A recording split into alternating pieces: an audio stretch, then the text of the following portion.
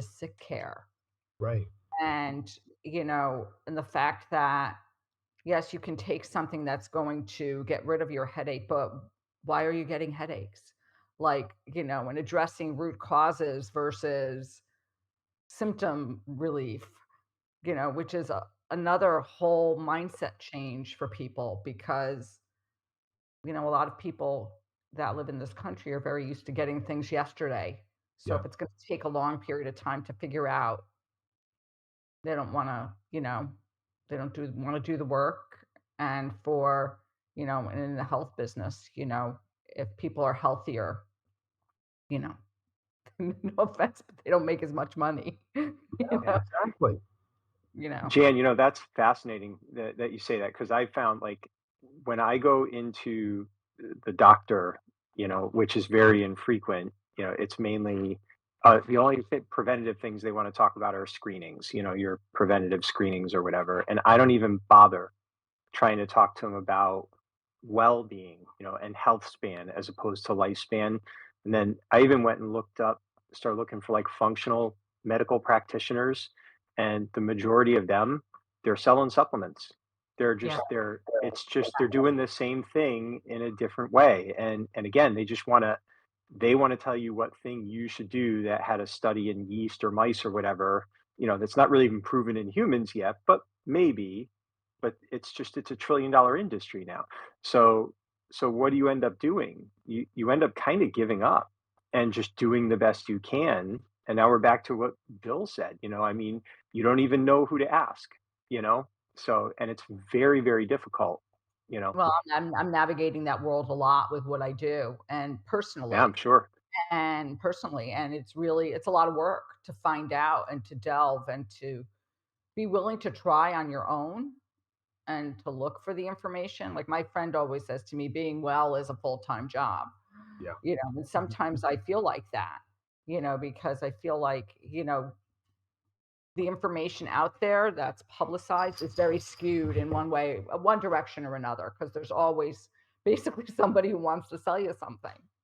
Well, you Usually. know, we've come Yeah. up with a really brilliant metaphor for all the institutions. Every last one of them has found a way to systemize canned corn, you know? That's right.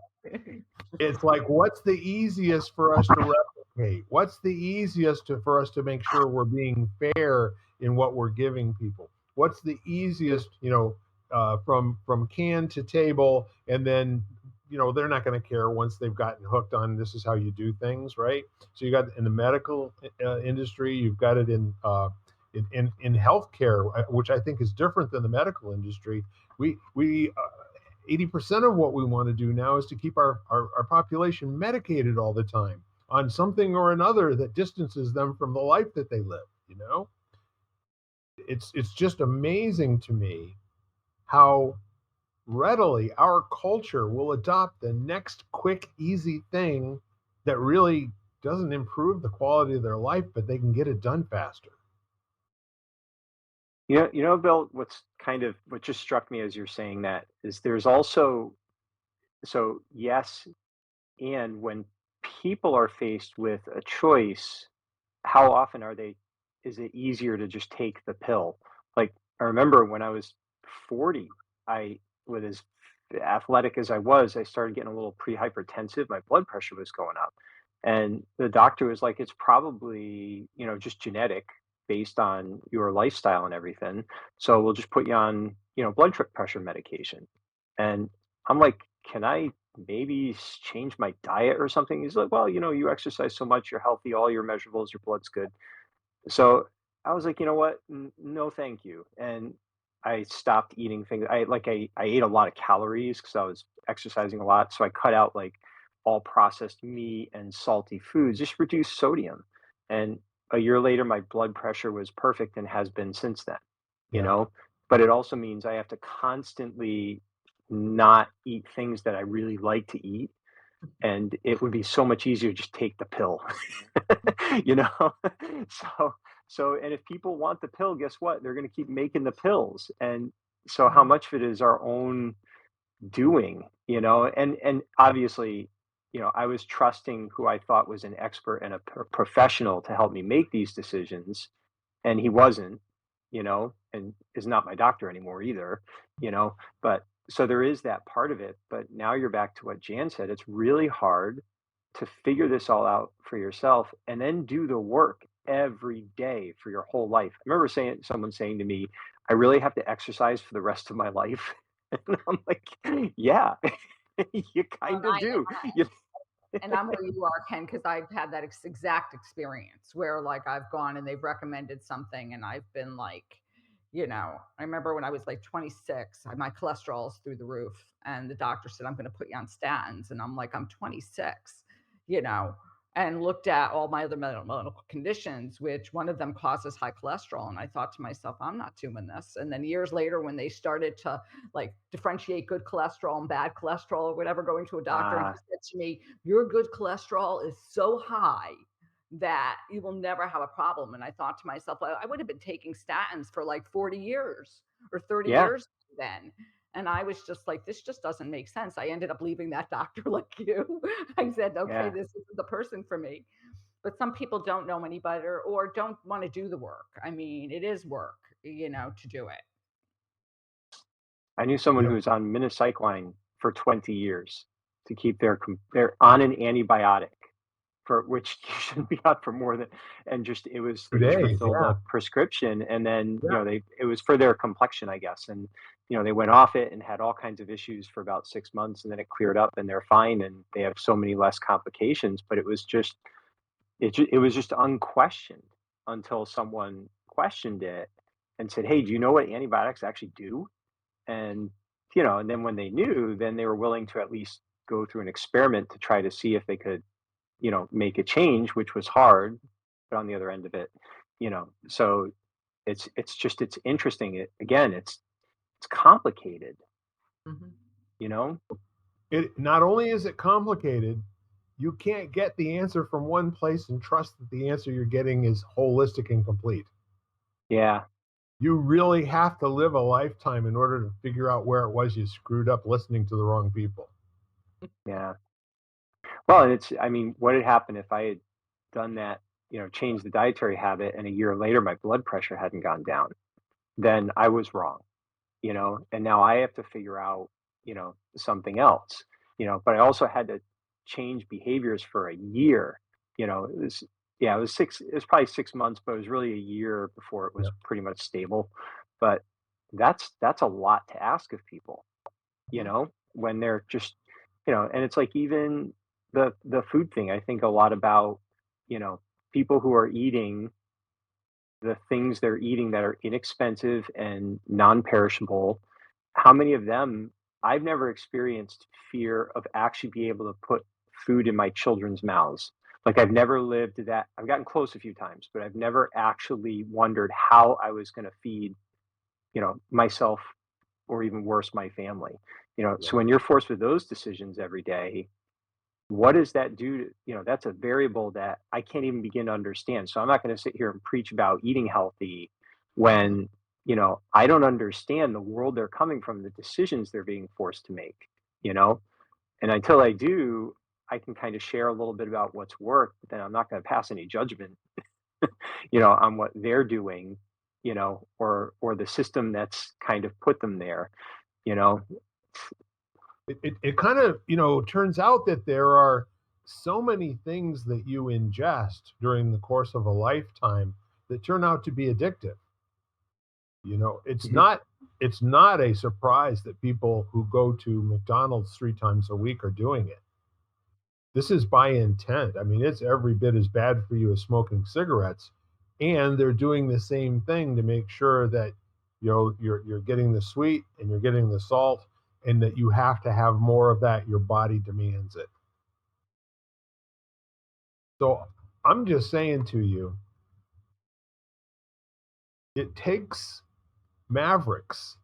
If you think about, like, for instance, the if we were taking the metaphor of an automobile factory, they have only changed when the competition got so bad they had to either go out of business or borrow intensively from the government and retool everything. You stop and think about it. They have not, there's not been anybody except for one guy that I know recently, and a couple of people over the last sort of 120 years or so, who started out with a design for, I'm going to do things completely different than anybody else in my industry. One was Henry Ford, and the other one was Elon Musk. And what Elon did is he sat down and he said, I am going to take every last nickel that I have and I'm going to concentrate on building a car that I don't have to sell very many of them in order to make money.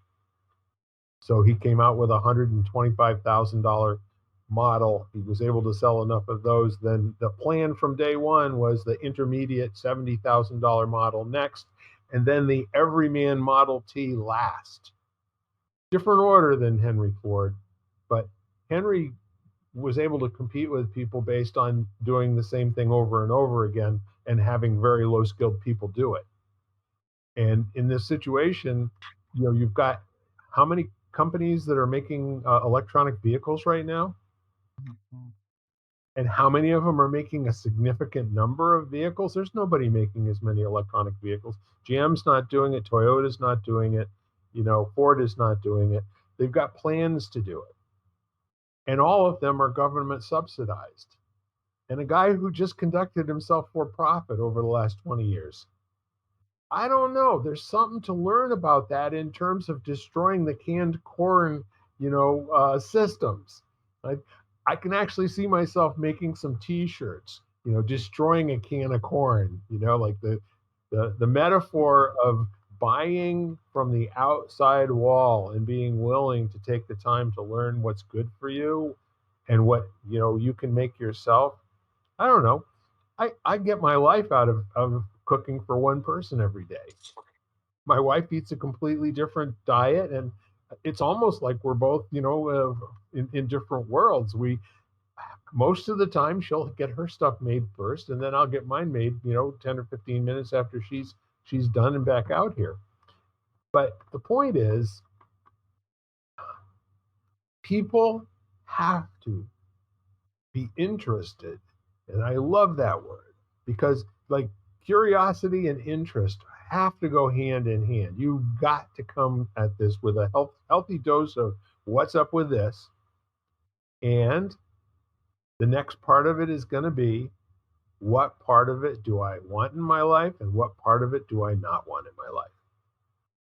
I think if more people do stuff like that, as opposed to getting trained how to be satisfied with the little bit of knowledge they've acquired up to this point, and then sharing that as a belief system with other people that have been trained and taught the same thing.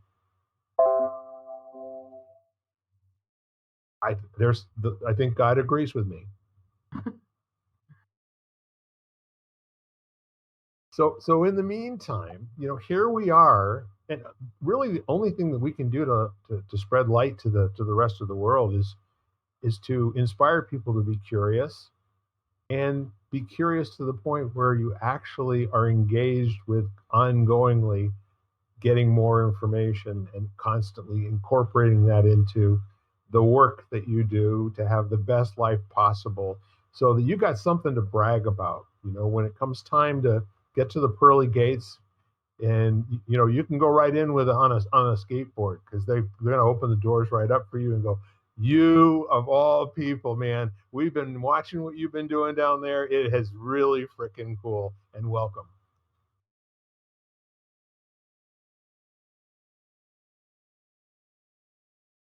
Maybe that'll happen, or maybe you'll get knocked off your plan, and then you'll have to go back and figure out where you were again and then start over. And because it's never a straight line from here to there for some reason in life. I have to laugh because it reminds me when I was in grade school, we used to sing a song called "Oh, You Can't Get to Heaven" Yes. on a pair of skates because we rolled Yep. right by those pearly gates. Right. Well, in Boy Scouts, we had a few that were kind of off color. Yeah, no, they was totally on color. Can't get to heaven in a can of beans, Can of because corn. Lord ain't got that many latrines. So the whole notion of of legacy and looking back